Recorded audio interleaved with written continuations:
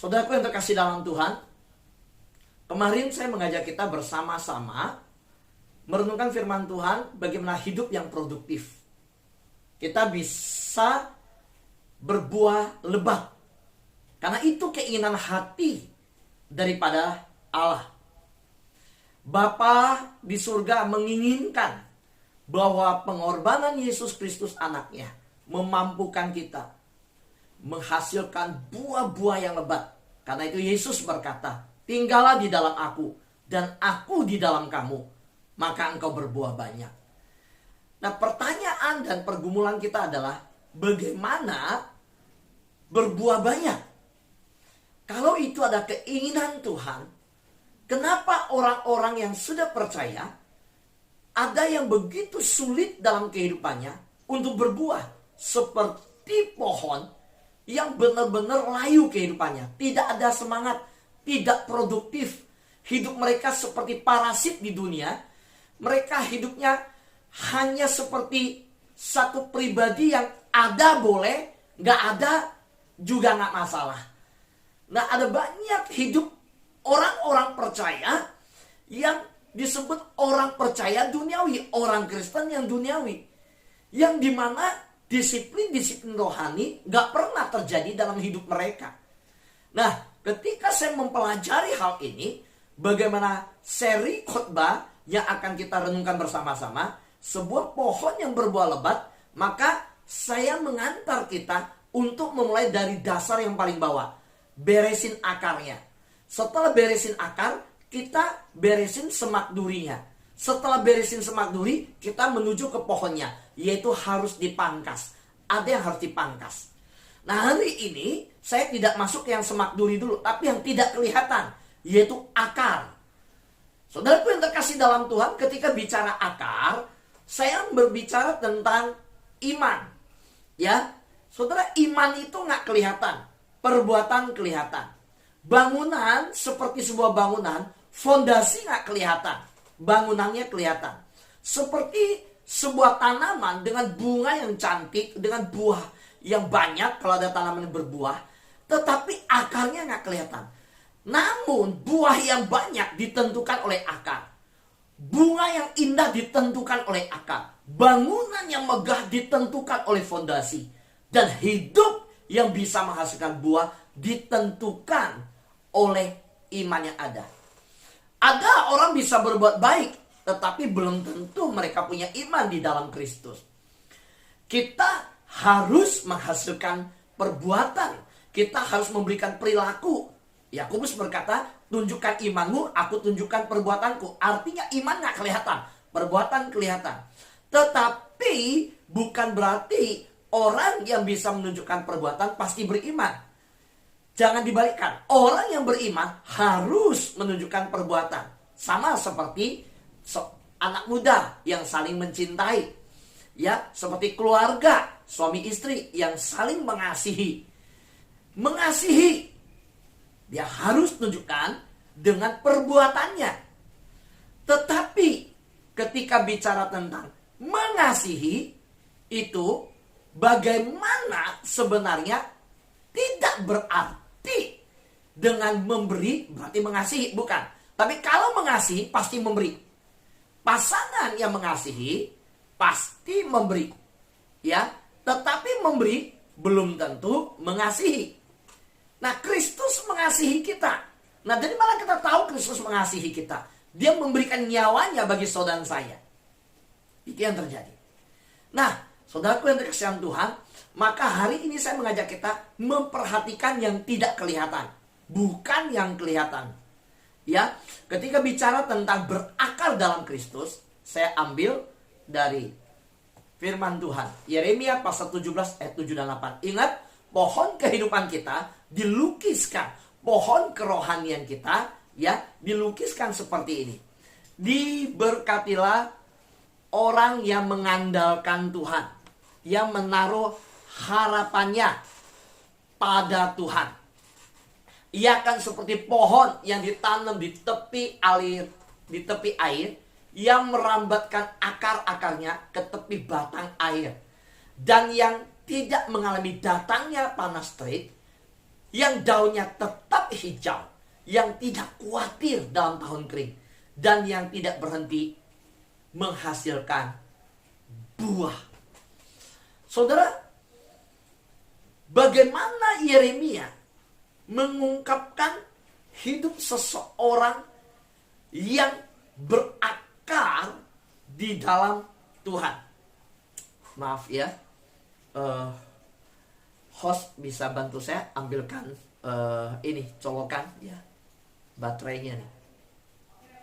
Ya, saudara, diberkati orang yang mengandalkan Tuhan, yang menaruh harapannya pada Tuhan.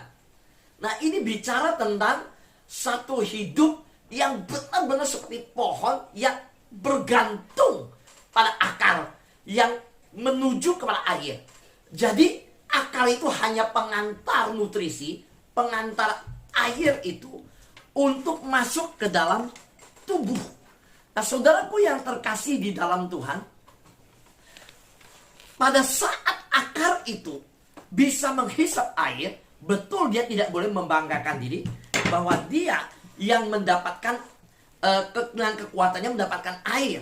Karena memang air ada di situ. Dia harus ada di air itu. Dia harus berada di batang air itu. Dia baru bisa bertumbuh.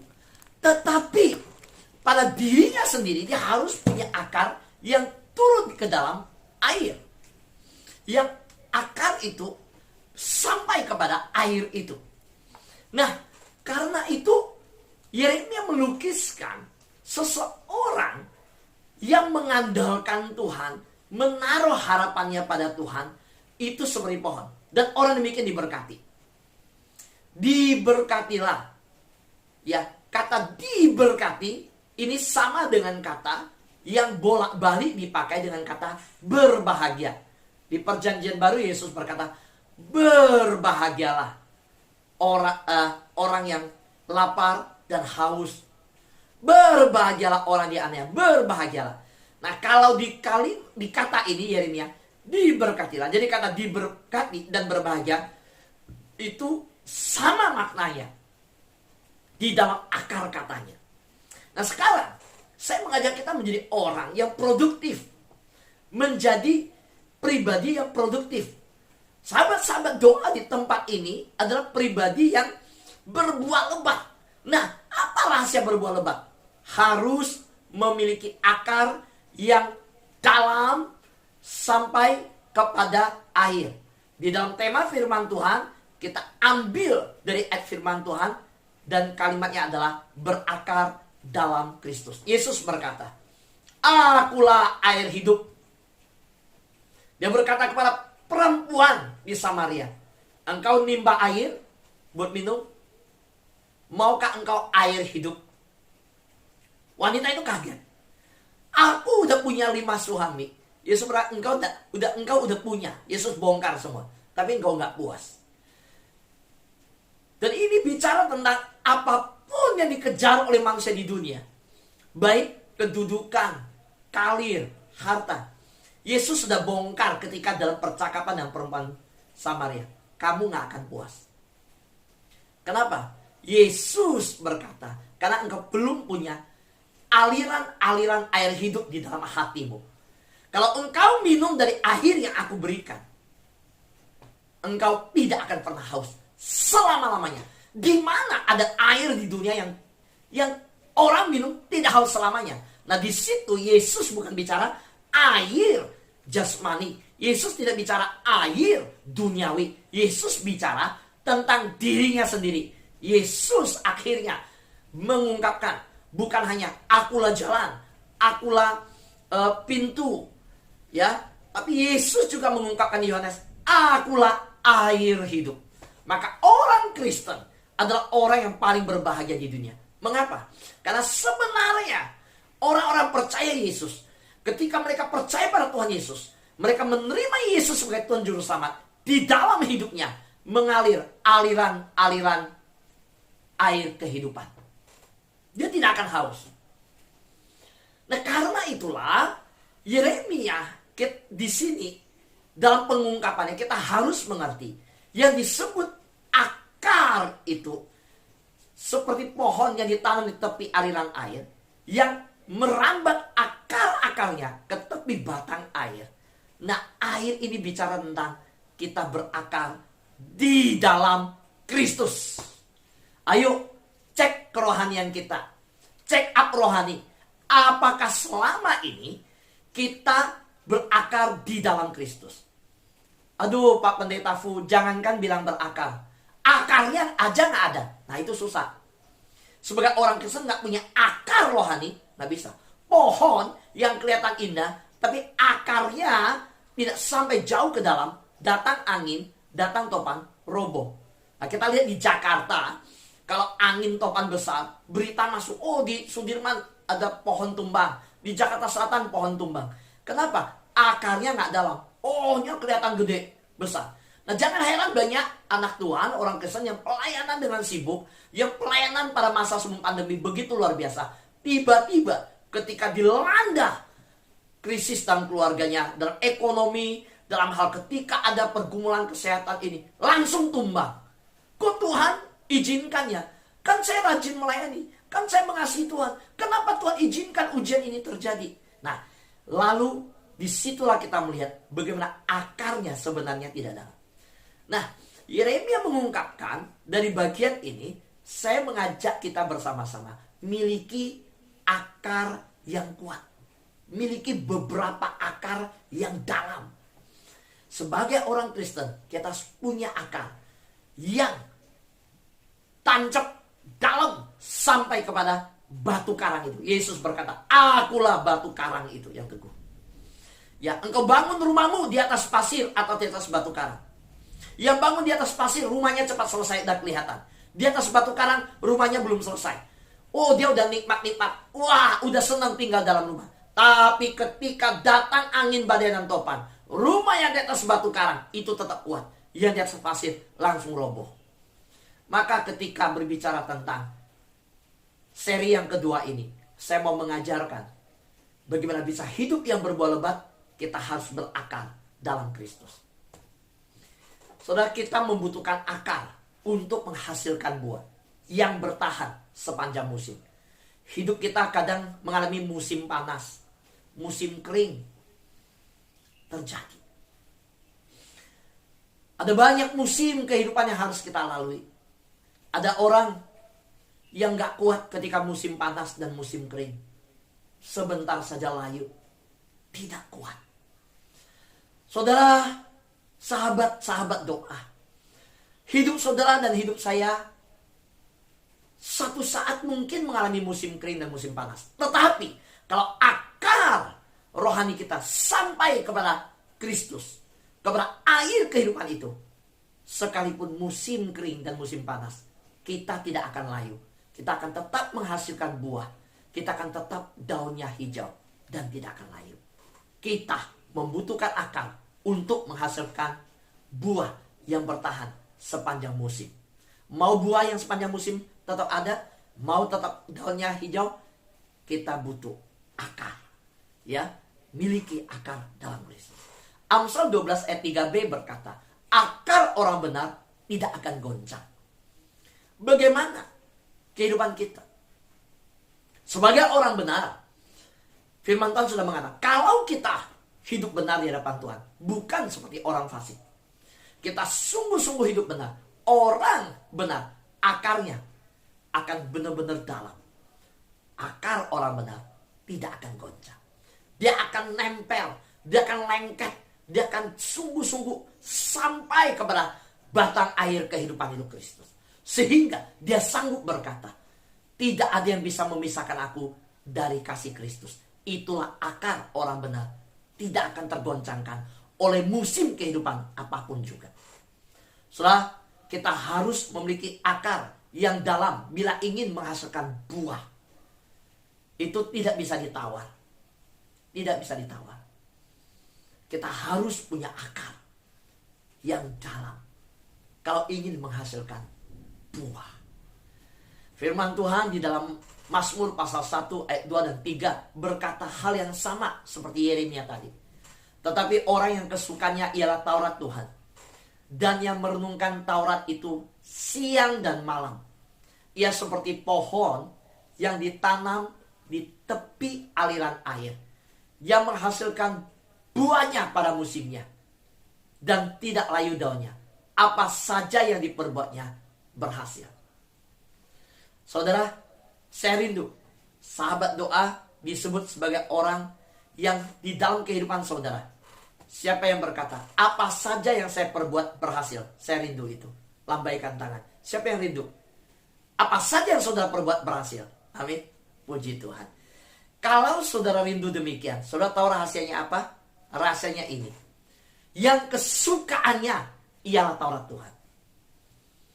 Ada lagu berkata, berbahagialah orang yang kesukaannya ialah Taurat Tuhan, dan yang merenungkannya siang dan malam.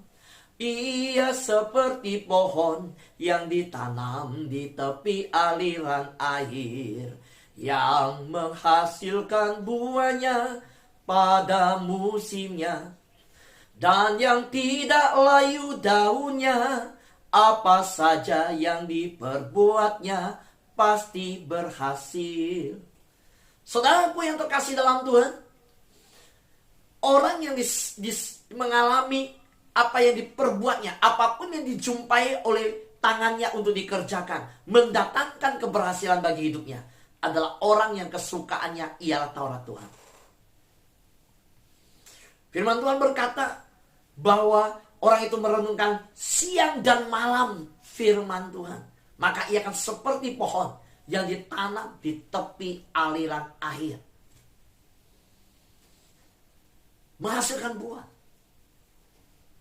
Ku renungkan firman-Mu siang dan malam, ku pegang perintah-Mu dan ku lakukan.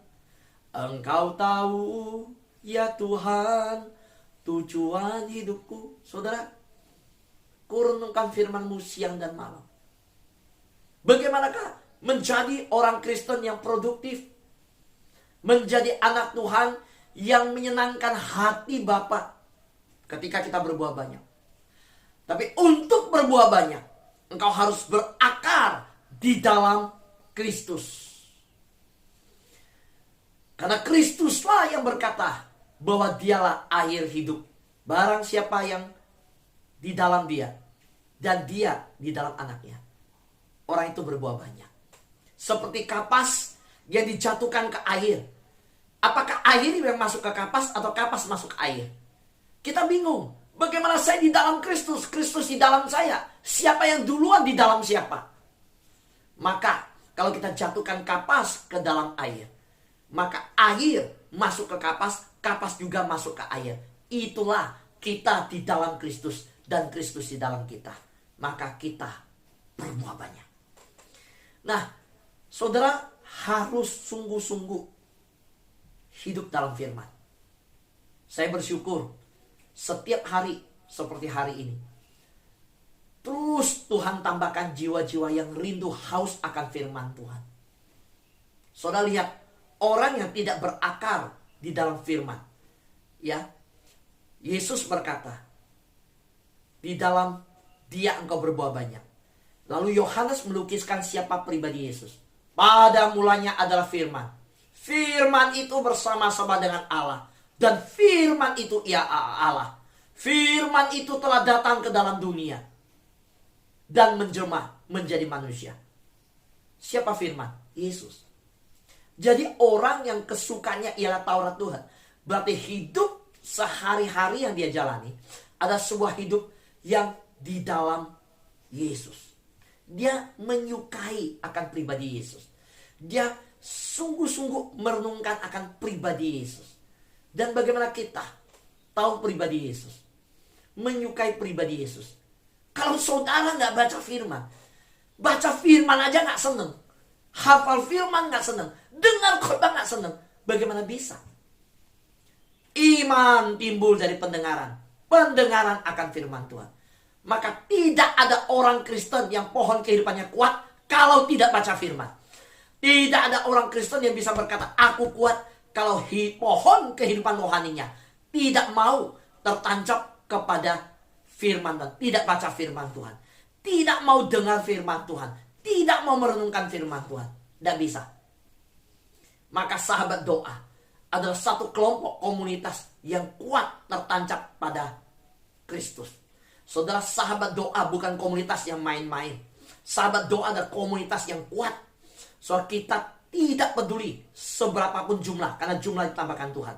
Tapi kita meninggikan Kristus di komunitas sahabat doa FKK. Kita membawa Kristus dengan memberitakan Injil yang murni. Kita memberitakan Kristus. Maka yang kita lihat, komunitas sahabat doa adalah orang-orang yang tertanam dalam firman. Yang rindu mendengar firman, merenungkan firman. Selesai khotbah, dibagikan ayat-ayat, dikirimkan ayat-ayat di dalam komunitas, di WhatsApp group. Selesai itu, siang hari saya kirimkan khotbah yang 2 hari lalu, yang sehari lalu sudah diedit. Sore hari saya kirimkan lagi yang dibikin 3 menit oleh pendeta Filipus. Saya kirimkan renungan lagi. Malam hari saya ingatkan lagi besok ada ibadah. Kita terus ya, jam 9, jam 12, jam 3 sore, jam 6 sore, malam. Terus memberikan firman Tuhan. Saya tahu mungkin ada yang sampai, waduh, handphone saya bunyi terus. Ya, wah, saya menyadari ada yang pulsa juga, mungkin termakan juga ya. Tidak mudah ya. Kalau dapat kiriman dari saya sehari secara pribadi itu, yang bukan grup ya, kadang pribadi mungkin bisa 2-3 kali. Nah, saya tidak peduli. Soalnya kalau memang susah, ada kesulitan, saudara tidak terima, nggak masalah. Karena memang soal kesulitan pulsa, atau saudara terganggu. Tapi panggilan saya, saudara, bagi saya untuk mengganggu saudara di handphone pribadi saudara sampai kirim 3 kali, saya tidak merasa malu sama Tuhan. Saya tidak malu sama orang. Kenapa? Saya kirimin kamu makanan rohani. Saudara nggak mau terima, nggak masalah. Saudara merasa terganggu, silakan. Tapi yang saya kirim, saya bukan kasih berita dunia. Saya tahu berita dunia engkau terlalu banyak. Tapi berita firman, saudara, saya rindu engkau tiba-tiba jam 9 ingat firman lagi. Jam 12, oh saya ingat khotbah tadi pagi. Saya kirimin ayat lagi. Jam 3 sore, saudara ingat lagi. Jam sore 6, engkau ingat lagi. Saudara, saya bagikan itu. Saudara, kenapa? Saya ingin engkau berakar dalam Kristus. Saudara, saya rindu saudara terus hidup dalam kebenaran firman Tuhan. Saudara, saya mau sampaikan, pohon ini, ya, kaktus ini, yang paling unik. Dia bisa hidup di 130 derajat. Tapi kalau saudara pergi ke padang gurun, saudara tidak ketemu tanaman yang lain. Tanaman ini, saudara tahu ini berakar berapa? Itu kalau hitungan kaki itu 60 kaki. 60 kaki itu berapa puluh meter, saudara. Akar kaktus itu dalam sekali, saudara. Oleh karena itu, kenapa dia bisa hidup? Nah, hari ini di Zoom saya pakai gambar kaktus di belakang.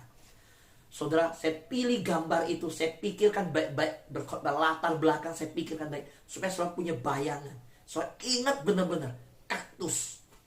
Saudara, ini kenapa hidup? Karena akarnya dalam. Kolose pasal 2 ayat 6-7 berkata, kamu telah menerima Kristus Yesus Tuhan kita.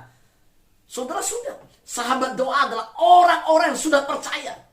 Karena itu, hendaklah hidupmu tetap di dalam Kristus.